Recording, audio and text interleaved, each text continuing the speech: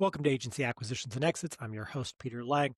Today, I'm joined by Christian Hassold, Head of Corporate Development at W Promote. Christian has lived M&A from both sides of the table. He's been through 3 exits, including 2 completely different processes with 2 very different sets of buyers and lessons. Now he's running acquisitions at W Promote, one of the largest performance marketing agencies in the country. And his job is to look for you. Well, candidly, he's looking for digital agencies that help WP Promote become the one-stop shop for their clients. That could be full funnel, creative, influencer, digital, partnerships. He is the type of person you want to have a conversation with when you're looking to exit. Now, he's going to walk us through the insights you need to know your buyer's thinking about. And if you're looking to do M&A, you can orient and kind of baseline your goals to what a professional corporate business development person with M&A experience in the agency space does day in and day out. So whether you're thinking about selling your agency to W Promote or to a private equity backed strategic, or considering your own acquisition strategy or multiple add-ons, this episode will give you behind the scenes look at how an experienced M&A operator like Christian thinks about both sides of the transaction. Let's dive in. Great to be with you, Peter. We've wanted to get your story on the podcast for a while, so I'm so glad we're able to do it. And for the listeners who may not know yet who you are, could you just give us a quick snapshot of your background? Then I can start interrogating you. Yes, absolutely. Happy to do that. So I'm highly unusual in the corporate development field in agency in that I'm a founder CEO, built and sold 3 companies over the course of 20 some odd years. My last company exited to a public at the time, which was Channel Advisor, which is now a PE-backed stack of other companies. And when I fell into that opportunity and had some golden handcuffs on, I took the opportunity to become the corporate development lead for that public company.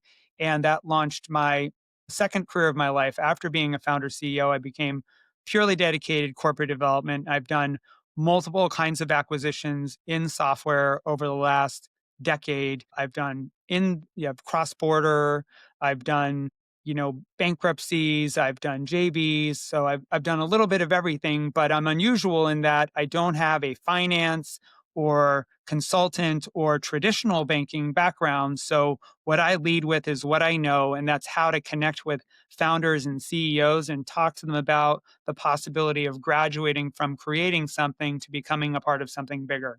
You are a walking use case that I continuously amplify everywhere I go, which is the thing that most people want to do is transcend to business buying and private equity. And you did just that. And you don't have to have a corporate finance background, investment banking to do that. You just have to have real life experience running businesses and then selling them and buying them. Now, I do want to share, you've had a lot of different experiences in exits, like a little less formal, more highly structured. What would be the most useful one to start with in your mind for the audience?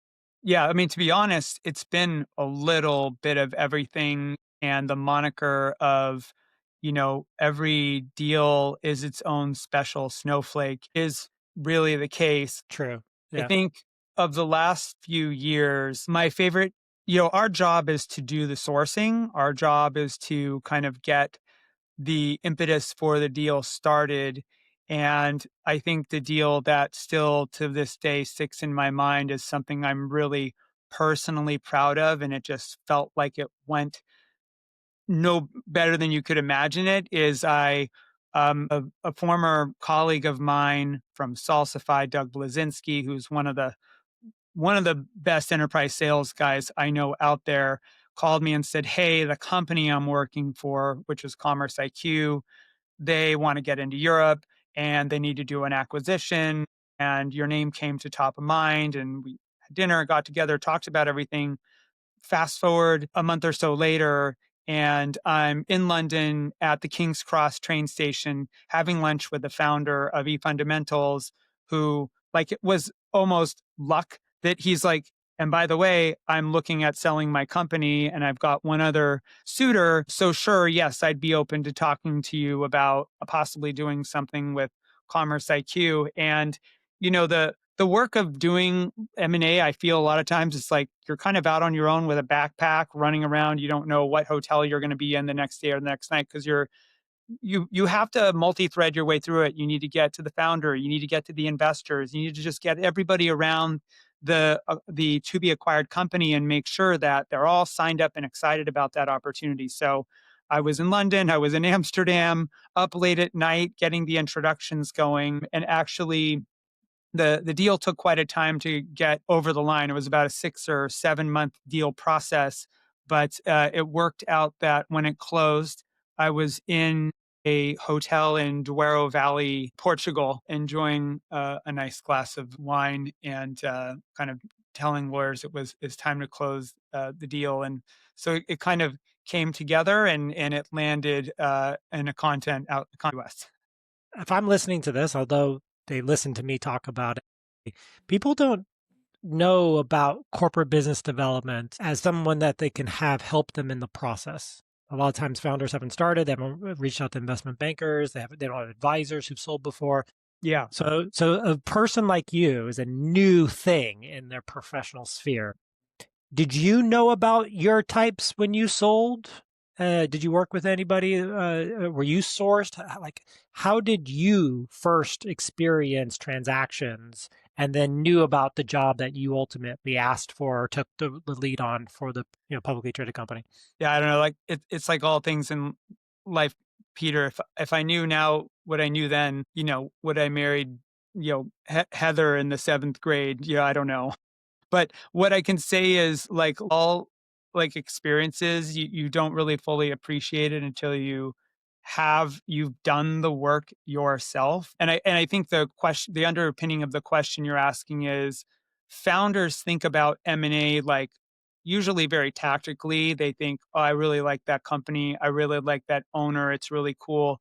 Let's go do a deal or let's come together. And we promote prior to its ownership under ZMC, which who owns W Promote today, was owned by Shamrock. They did several acquisitions, and a lot of it was just founder hand-to-hand combat. And you can do that as a founder if you know your ecosystem really well and you know what the other agencies do. You can really do that. But as the business evolves, as it gets different kinds of management, as it gets a different owner, you need a different person leading corporate development. And that person is, you also have a responsibility to the LPs of the private equity firm that owns the agency, is to really do your diligence in making sure that any add-ons you put onto that business are really a good fit, because you're ultimately trying to de-risk from anything going sideways post-acquisition, the thesis not really holding up. And so the role of corporate development very early on is to look inside the business and outside the business and say, where are the ways, what are the ways and what are the things we should be doing to invest in this business inorganically to drive continued growth and in a way where it feels really natural within the business. You're thinking about culture fitment, you're thinking about ways of working, and you're thinking about client fitment, and you're just being, I would say, a little bit more careful in the way that you consider all the pieces that would bring two businesses together. I'd say the other thing is a founder just sort of feels these things. You just sort of vibe what makes sense because you've been in an ecosystem for so long. And so some founders running a $5 or $10 million agency who acquire a $2 or $3 million agency, all of that natural fit may be fully understood. When you're doing those kinds of acquisitions, you have the benefit of, I can do 3 of these acquisitions that if one doesn't work out, it's not a big deal. And that's kind of a typical tuck-in type of an approach.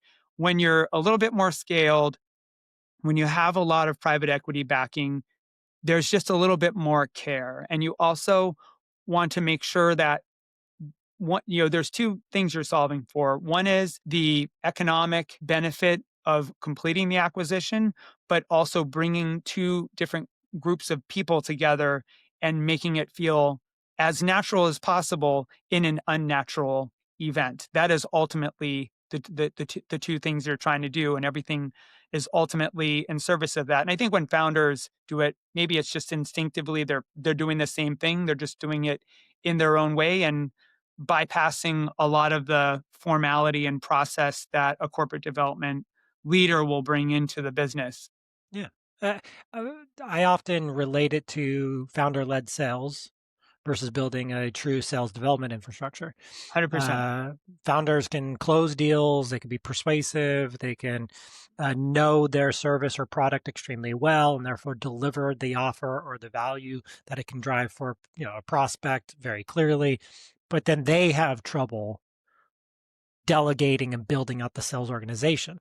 100%. Um, when you talk about trying to solve business problems that you've identified organic, in organic ways, in things that are outside of the company that are not existing in it today, what kind of pushback or buy-in do you get from either the CEO or internal team typically? I want to make a really important clarification about the role because I think this is misunderstood. I am not the business in the sense of I am not there to make decisions for what the business should or shouldn't do. What I am there to do is to facilitate conversations about what is working and what could be better, and do that in a way where we're really being complete, speaking inside of the business about where we think Yep. there are potential gaps and ways we could be servicing clients better, looking at the data that we have, NPS data, NPS feedback. That may or may not always be perfect. So you also go to the lengths of doing, outside in customer based surveys, proactively having third parties survey customers and ask questions about if we could serve you better, what would we be doing? And sometimes you can go so far to even get an industry expert consultant to just do an outside in on an anonymized basis. And when you have what I would call a 360 of your business, you can synthesize and say, these two or three things will make us better. And that is the job. And every step of the way, you are using that work to gain alignment and to help prioritize what should come first, what should go second, what should go third. It's very hard work to do. Where you typically, there's all sorts of different foot faults that happen in corporate development work. One foot fault is not everybody's aligned on M&A. Another foot fault is not everyone's aligned on what to do first, or you think you have alignment, but then it turns out like the priority needs to shift, or that you, who is going to do what isn't always super clear. And so this job is really hard because you are highly cross functional. You are authority through influence. People see you as the face of the business because you're the first person they meet. But at the end of the day, you are really a facilitator of a process. It's like air traffic control, but occasionally you get on the plane and help them steer a little bit, but you get off as fast as possible so the business stays empowered to do what they need to do. I think the last thing I'd say is, when you're coming into a company that has a corporate development leader for the first time, there's a little bit more hands-on. And I think the thing that works for me and would be part of like why I would feel rightly partnered with any business is that I have that founder background.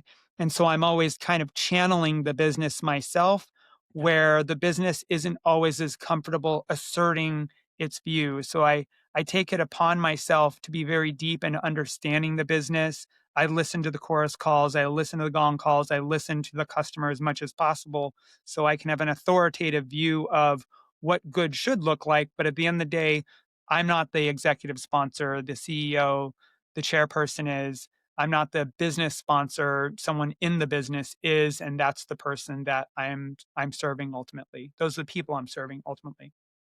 Can I compliment you? No, don't compliment me. My executive coach tells me all the time that I have a hard time taking compliments. Please bring me compliments. A lot of folks who sit in corporate business development come from banking or come from finance and don't have that perspective that you've just laid out. And so oftentimes when people are getting into it, their first interactions are with those types of people or brokers who have less of what I would call a commercial care about them.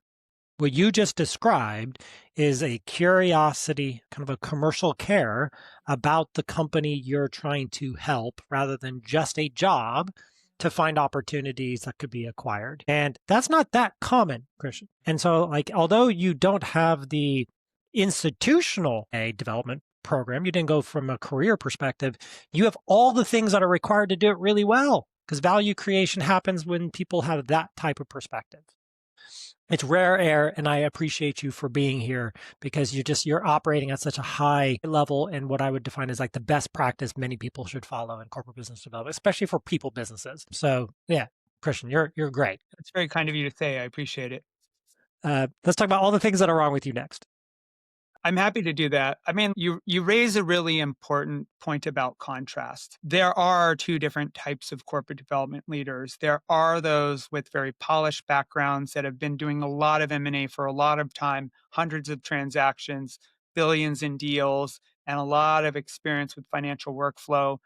Those are talents and capabilities that you need in certain types of organizations. And I wouldn't box myself in to say I wouldn't work for a 10,000 person company, but I probably wouldn't fit as the head of M&A for HP. Sergio is I believe still the current head of M&A for HP, and he has like a team of like 20 people. Like it's a completely different motion. Yep. It's a completely different process. So I think what I'm built for, what I'm purpose built for, is a particular way and style in which a business wants to execute. And it's entirely possible there's a universe where there is a team or a room where the polished consulting finance bank experience can sit next to what I do, which is almost a voir dire type of a jury selection type of a style of going out and doing the work. But I'd be very clear that my role has gaps and those gaps have to be filled. And so part of the things that I've been learning to do, and I'm learning every day, is making sure that when I come in somewhere, the gaps in my experience are going to be filled by people that are around me, whether it's in my sponsor's building or whether it's in my own company's building.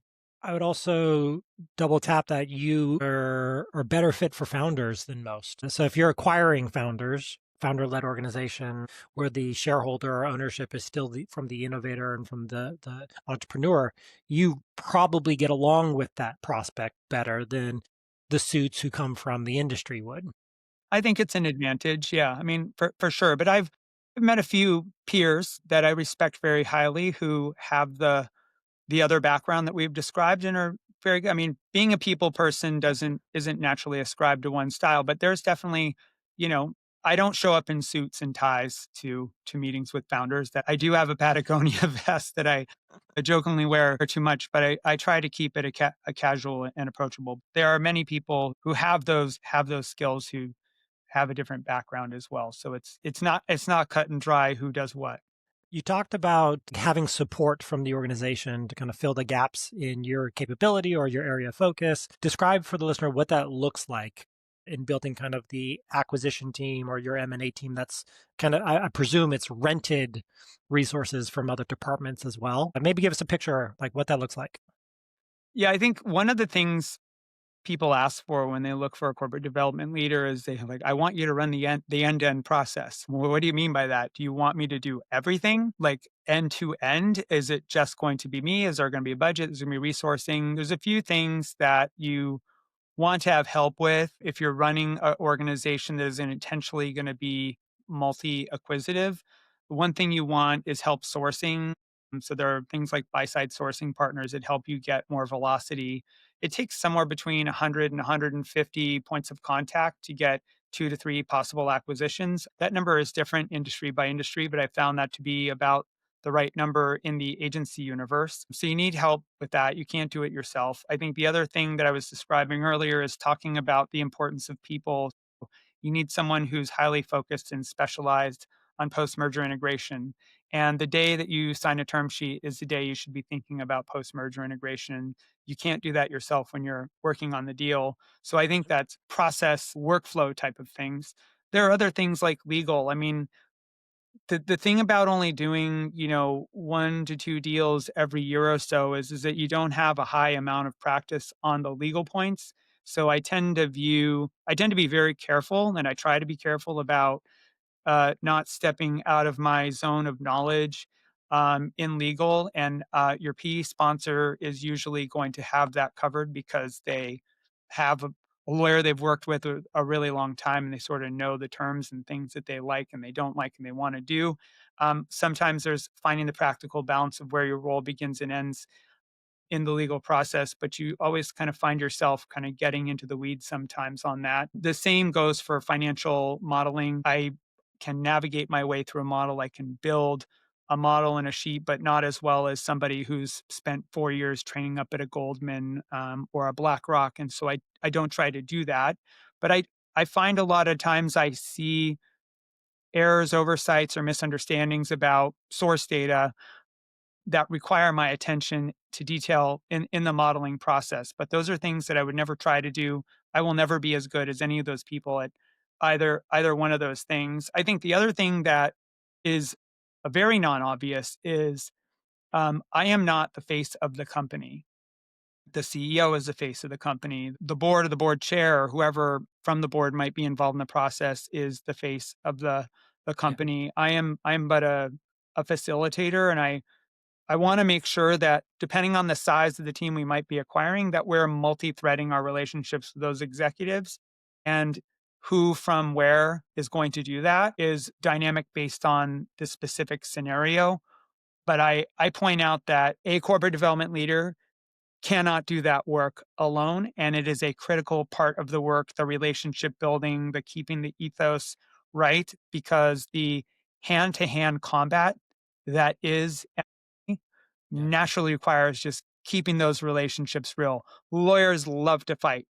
Accountants love to argue over things, and tensions get really high and feels get really high. The deal that I referenced earlier in the UK, your cross-border deals are very hard to do for a lot of different reasons, and part of them is the financial accounting and labor law and all these other things. Tensions get very high around certain subjects, and so you just need to be surrounded from an executive perspective to make sure that when the water starts boiling, someone can come in with a bag of ice cubes and just bring it back to the table and a glass of wine and remember why we're here and what we're solving for one another. What I hear you saying is all deals are trying to die, but a Christian type are the ones that keep them alive. All deals are looking for a reason not to get done. The sponsor is always looking for a risk that is not mitigatable, and that is that their responsibility. And a seller is always like, is this the best deal? How will I be treated on the other side? There's always kind of reservations about it. There reaches a point in a deal where both sides say, we're going to figure this out. But there's some hurdles to get through. Even up to the last 2 or 3 weeks of the deal, there's always like wait a minute, what about that? Or whatever the subject is. It could be networking capital. It could be some holdback that has to take place. There's always something that kind of is a potential hangup, but there becomes a point of velocity where everyone says, we just need to get this thing done. We are going to be so much better together. I think I liken it to the 2 to 3 weeks before I finally asked my wife to marry me after like knowing her for nearly 15 years. There's a point where it was just like, this is going to get done. It's just a question of when. Especially depending on who's the decision maker and defining when is, which was in my case. There's a common question that comes up from audience members and the people I'm around, which is around which you touch on agency strategy versus just being kind of like opportunistic around relationships and tactical in nature. Yeah. For a organization that's looking to be acquisitive, they're potentially bringing on someone to be corporate business development, but they've never really done a buy box before. You highlighted some of the ways you go inside the organization from a 360 analysis perspective to kind of find holes and problems where inorganic can contribute. But let's talk quickly about like the traditional buy box. How do you know, and how have you worked with the organization to define that, to give you freedom to execute with the market and interact with it? And then how formal is the buy box? Is it like literally you have your checklist you're working against and you're trying to satisfy? What ranges do you have? Like share that black box of buy box with the audience. Yeah, sure. Happy to do that. I'd say, if it's a 4 box, it's kind of, you can be simplified in this way. Overarching, you're trying to grow the business profitably. How can you do that? You can acquire capabilities that you don't have today and you want to add, or you can enhance the capabilities that you have. That's a box. You can get a whole new customer base that you're not servicing that you believe you should be servicing, or you can say, I really deserve to have more of these customers. I'm not winning them, but this business that I'm looking to acquire is winning more of them. So I want them for that reasons. And those are not mutually exclusive. They can go together. These capabilities naturally attract these kinds of clients, and therefore I should have them because it will help make us bigger in that particular way. There's the other box, the other two boxes, I'd say at the bottom, which is more about double clicking on the top two.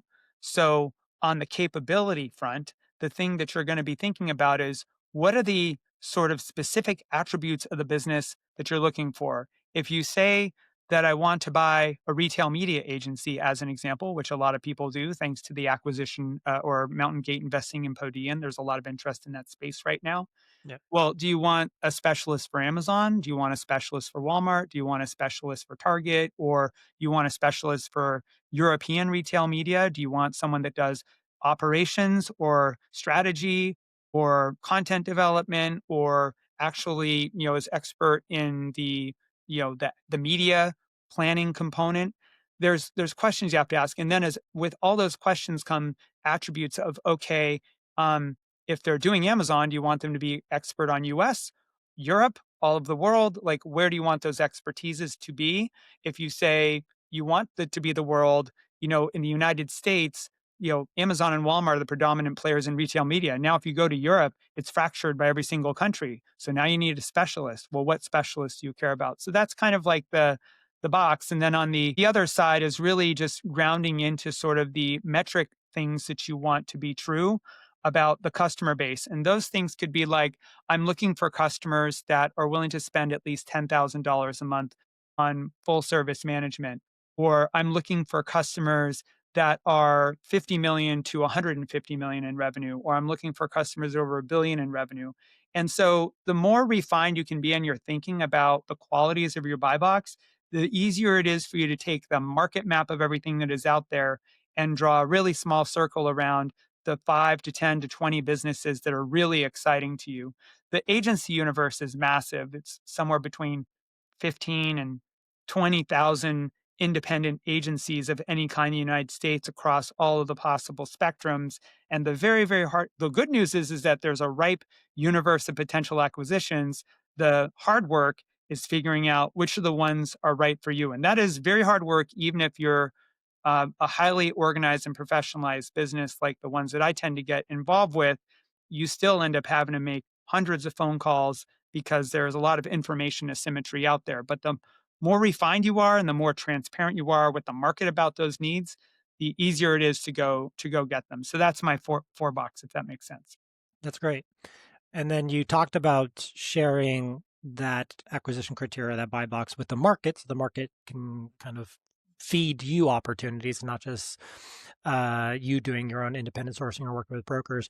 What methods do you go by to distribute that buy box? What do you think's been successful for you? What's some best practices? What do you think has been some of the things that really helped you drive lead flow? So the agency universe is particularly unique. My background is spent a lot of time in software. You tend to be a little bit more cards close with your needs and your wants, for better or for worse, because there's a lot of competitive element here. In agency, I've found that you actually are better off being a little bit more transparent. So there's two primary methods of getting the word out. Number one is sell side bankers. Today, I cover about 40 independent sell side banking institutions, and I make sure they know and have in writing exactly what I'm looking for. One, they just need that transparency so they can send me relevant opportunities and not send me things that are not relevant. If you're not doing that in my job, then you're really doing yourself a disservice. But the second thing is that the founder universe of agencies is one of the most well connected and sort of, you know, Easily accessible. easily accessible. And so I share the same information with the agency founders that are willing to take a phone call with me as I would with the bankers, because if it's not them that would be interesting, there might be another. So I like to think of it as magnification.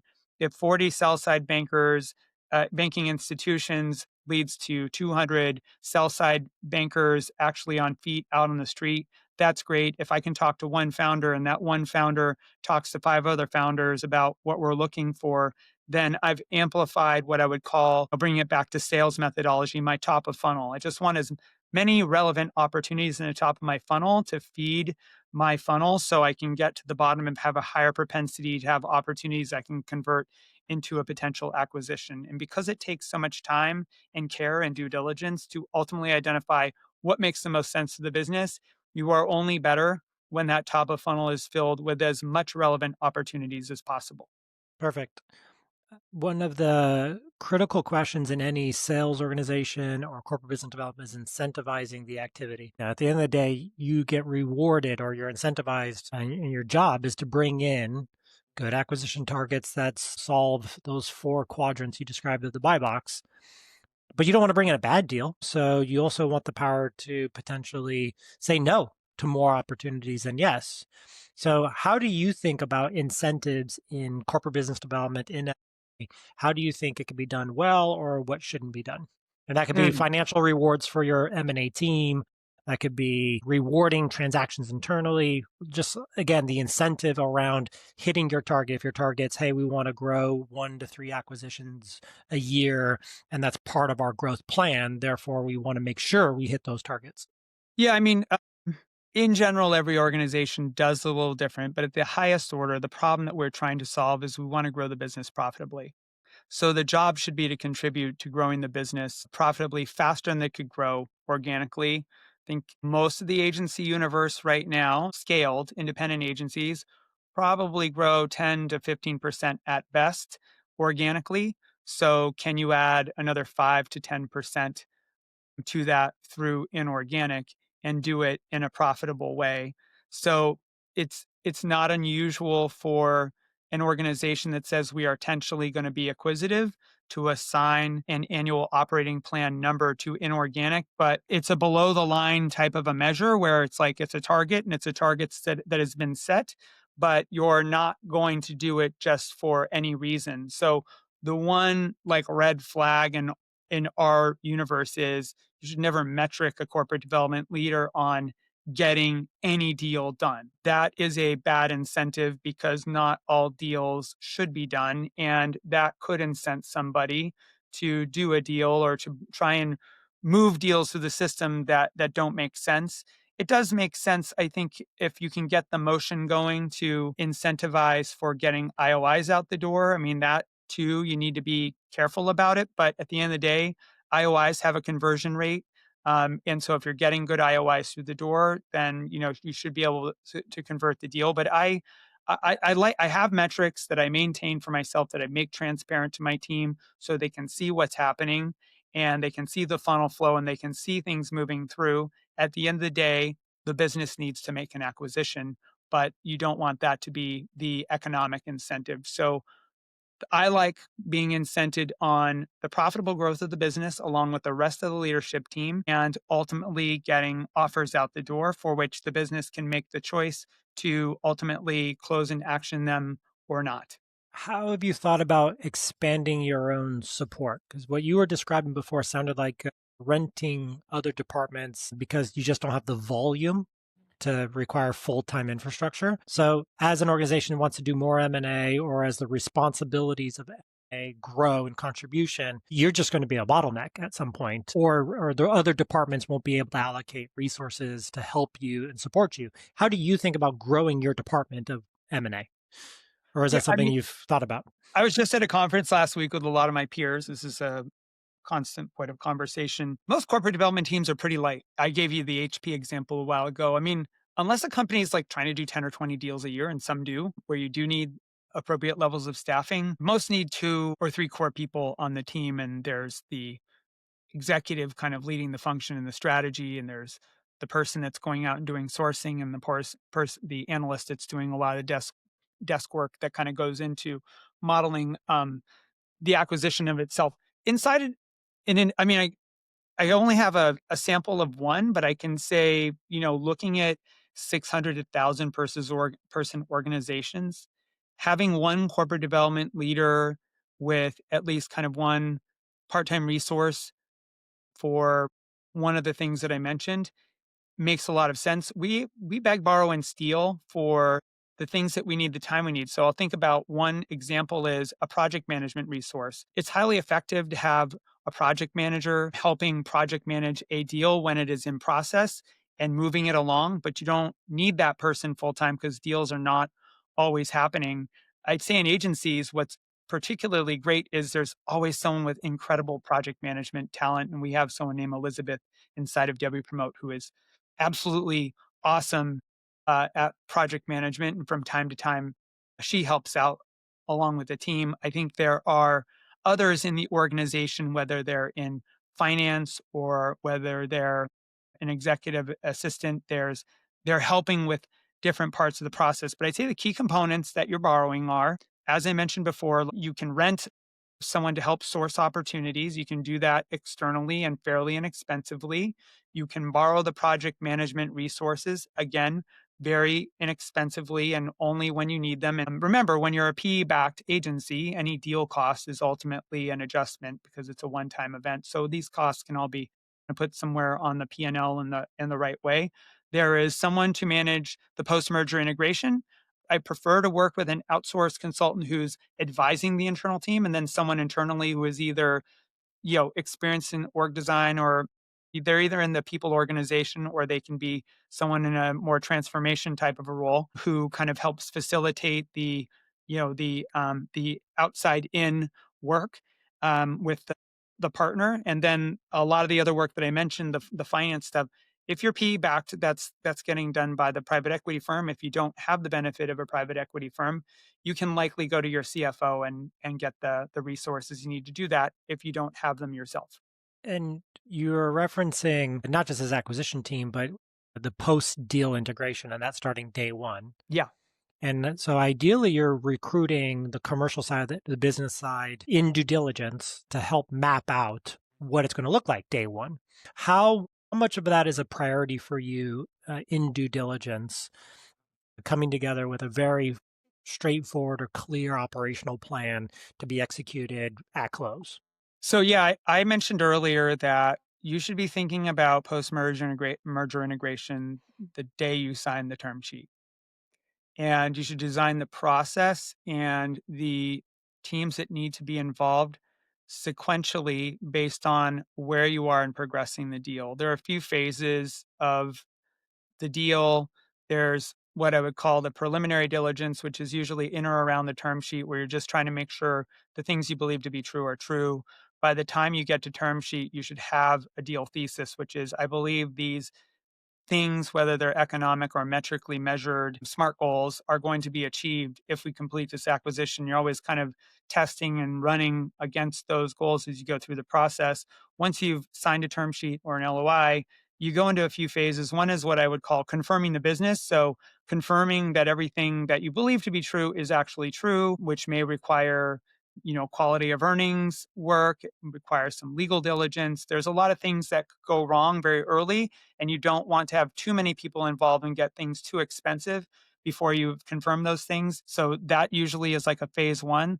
The next phase is sort of like plan for the future of life together. And we have a real unique methodology that I was fortunate to have the support of our executive chair, Steve, in developing, which was what we call a shared expectations workshop, where the acquirer and the acquired come together and we sit down and we talk about what the future would like in a highly collaborative way, where it instead of it feeling like the acquirer is saying like here's how you're going to be when we come together, it's let's talk about what good looks like when we come together. And that is a really magical way of aligning interests and getting all the kind of issues out on the table and starting a work stream for all the different teams to start talking about and collaborating on how do we bring these two businesses together. Now, this can be good for large or small. You need to right size it for the kind of deal that you're trying to do. But the core idea is that people always go to the acquirer and say, what is the future going to be like? What will my job be? The number one thing that employees think on day one when they hear they've been acquired is what's going to happen to my job? Am I going to get paid the same money? Is my life going to be every different? And everything that we're solving for during that process, that middle phase, is making sure the answer is clear and we have a lot of clarity on both sides and post completion, including a plan to achieve success of the deal. And then the last phase I would call is really just close the deal, and that's kind of just getting everything in order so you can close and get the announcements right and sort of do everything you need to do to let the market know what has happened. The practical realities, these phases, especially the latter two, tend to bleed over one another because no timeline's perfect and there's a lot of things that are going on. But that's generally kind of the workflow that I try to set up in any deal, which is going back to the original question you ask is who gets brought into what phase? You want to keep the group as small as possible for as long as possible until you need to bring more people in. The minute people hear about or a deal going on, there is an very deep desire to like have more people involved and tell people about it and talk about it. And you're just trying to do as much containment as possible, Yeah. especially in proprietary deals where the risk of it getting out into market and what that could do is very high. And so we put a lot of things in place to protect the sanctity and the propriety of the deal while also making sure we have the right people involved all along the way. Yeah, 100%. Although there's a big available audience or market, it's a small market in regards to comms. Word can get out Small really and a quickly. chatty market. Yes, very communicative. Yes. Well, we've talked about the organization. We talked about your interaction with, prospective acquisition targets. Can we spend some time on you a little bit? Sure, of course. All right. So you talked about deal muscle in making sure you had enough reps. And so, like, legal was an example of that. All right. You don't get enough legal deal muscle reps. And so it's useful to bring in general counsel or external advisors and consultants to help with that component. In the areas where you do own the entire process, how do you stay sharp, both personally and, doing this type of complex and challenging job? I think that the underpinning of the question that you asked is there is a lot of responsibility and there is a lot of cross-functional coordination taking place, and there are people looking to you and looking to the partners around you for what is going And to happen expertise. next Yeah. for guidance. And because this role is the M&A role, the corporate development function, there's a lot of writing out there. There's a lot of work out there, but from organization to organization, there's just a lot of nuance to how things work. I engage in an incredible amount of self-auditing. I once described it to my CEO as like, I just think sometimes I just panic about like, oh crap, like I should do this or I should do that. But I recently adopted the more polished term of I engage in a lot of self-auditing. I record any call that I can record and I listen to what I did and how I facilitated a conversation. And I think about the ways that I could have improved or what I could have done different.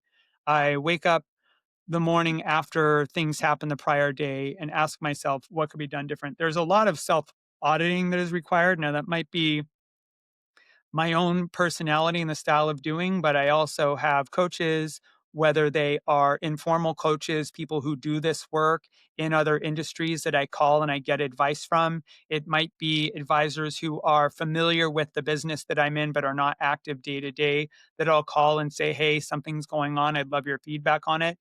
You cannot do enough sort of checking on how you are doing, I believe, in this role to like just make sure that the temperature is right and you're doing all the right things. And that is kind of a part of the job, I believe. At the end of the day, I'm accountable to the CEO and by extension, the board for the work that I do. And so I try to maintain a fairly high degree of communication with them as a part of that feedback process. I'm not waiting for like a quarterly review or an annual review. I am proactively trying to go out and get feedback. And that's really the ways in which that I not only try and make sure that I'm doing the best or doing right by the firm that I'm working for at the time, but also making sure that I'm staying at the top of my game. Last thing I would say is I actually started my podcast, the Inorganic Podcast, 2 years ago as an auditing mechanism. I felt like too much of my subconscious time was spent thinking about things that were happening and sort Mm. of questioning what is the right way to do this? Should it be done this way? Should it be done that way? And I found podcasting not only as an outlet for sharing my learnings with others, but also to just give myself time to deep think beyond reading and self meditating through the ideas. It was kind of a great way to kind of use talk therapy to a large audience. And when I say large audience, I mean all the 103 people who listen to my podcast. Just a way to really kind of flesh out ideas and also, expand market knowledge. Yeah, wonderful. I want to close with agency owners aren't used to interacting with folks like you. But if they have the opportunity to sell to a private equity backed strategic, or they have the opportunity to sell into an organization that has a corporate business development system and infrastructure in place, this is what they're interacting with. What advice do you have for those founders to make the interaction with you as productive and as harmless on their business as possible? Well, first of all, I don't know if they don't have a lot of experience interacting with us because most of the agency founders that I talk to have at least 2 or 3 bankers calling them nearly monthly and Emails every probably day. Yeah. I mean, the emails and from, strategic acquirers that are out there. I consider, my work very fortunate in that I think we have a fairly high response rate, partly due to the very incredible brand that is W Promote and its legacy of being one of the, I think the star digital agencies in the United States today. Shameless plug on the business that I'm very proud to be a part of. But in seriousness, the answer to your question is, I do think, one piece of advice I would give to founders is don't let us get off easy. It's not me calling you and asking all the questions. Have a few prepared questions that are qualifying ready when you take a call. What is the problem that you think I can help you solve for? Are you trying to do something right now? And what is your buy box? Like really dig into the why and work to find reasons to hang up the phone line on me. I think a lot of times when I call founders, I get the sense that they're not actually clear on whether they're just flattered that someone is interested in their business and, is it the right time for me? Whereas the ones that are really outstanding are exceptional, come to the call prepared to say, look, I took the call because I know who you are and am very happy to have, a conversation with you. I just want you to know out of the gate, I'm not available. This wouldn't be interesting. I'm working with X banker and I'll be ready in 2027 or something like that. Those are the most productive calls. I could do 2 or 3 calls sometimes before they're sort of really ready to talk about what they want to do. And no matter the questions that I ask. So I think for agency founders, given the significant amount of M&A and the amount of people that are trying to enact M&A is prepare your battle card for the calls that you want to take. Who are you talking to? What do they want? What is it a fit? And is it the right time? Get through that as quick as possible so you can get back to taking client phone calls and growing your business. And conversely, a lot of emails and phone calls get ignored. Like, hey, it's cool to do that. I'd say the other tip I'd give them is there are a lot of bankers in this ecosystem, and there's one for every shape and size of business. And if you find yourself at a point where too much of your time is being spent taking phone calls and surfacing, and you do know M&A is on a horizon sometime, just forge a relationship with them passively. You don't have to sign anything and say, look, I like Palazzo. I like Everose. I like Canaccord. Just send them their way. Those banks love to be resources to other people, and they can take a lot of time off of your hands, and you can just have someone else field it. And the most serious and most highly actionable opportunities, they'll get to you through those. Perfect. And I'd like to close out with what's your buy box today? We are 2025. If someone's listening to this and can refer someone to Christian, what does it need to look like? What can you share? I'd say that, like most independent digital agencies, we believe that the future of our business is being able to service a client wherever and however they need us. And so we are investing in capabilities that span creative and middle funnel, influencer, creator, and media in order to make sure that when a client comes to us, they don't need to go anywhere else outside of maybe strategic comms or branding work that might be more specialized with branding agencies. We're really trying to be that one place where a client can go to get their end-to-end full funnel needs met, and that is how we're thinking about investment in the business. And anything in regards to size? So if I'm listening to this and I am potentially one of the things that satisfy those criteria, what size is of interest now? Yeah, I mean, I say generally a business that's around, anywhere between 5 on the low end and 40 to 50 million in top line revenue, is a business that would make sense for us to be having a conversation with. Great. And then best channel to reach out? You can find me on LinkedIn. I'm pretty easy to catch there given my very unique last name. There's only 2 Christian Hassolds in the country. One is me and one is a scientist to which I am not related. Well, I appreciate you, Christian. Thank you for being a valued resource. And then go listen to his podcast. I really appreciate those who go to provide value upfront with no obligation for founders who are looking to do what is potentially the most life-changing transaction of their life. Thank you, Christian. Thanks, Peter, for having me. It was a pleasure. If you like this episode, probably like one of our other episodes. Click here.